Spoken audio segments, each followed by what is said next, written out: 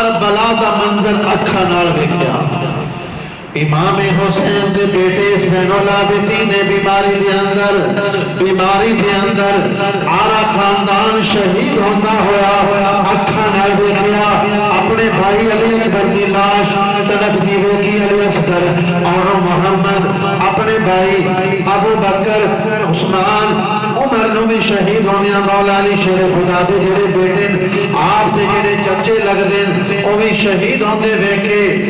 پھر کربلا دے واقعے تو بعد 40 سال آپ زندہ رہے، 40 سال زندہ رہے۔ آپ نے وہ صبر کر کے دکھایا، نہ کسی جگہ تے آپ نے ماتم 40 سالاں وچ کیتی، 40 سال آپ نے ماتم نہیں کیتی، ہائے وائے وویلے نہیں کیتے، بلکہ او دے ظلم دی انتہا ہو گئی ہے۔ اس شہزادے نے صبر دی انتہا کیتی ہے کہ 40 سالاں دے اندر ایک باری زبان تے بے صبری والا لفظ نہیں لیاندا، بے صبری والا لفظ 40 سالاں ایک باری بھی امام حسین دے بیٹے نے ماتم نہیں کیتی، بلکہ جنواب نے ہتھاں دے اندر کڑیاں آپ نے قید کر کے بخار یعنی شدید بیماری کی حالت کے اندر آپ کو قید کر کے لے جا رہے ہیں۔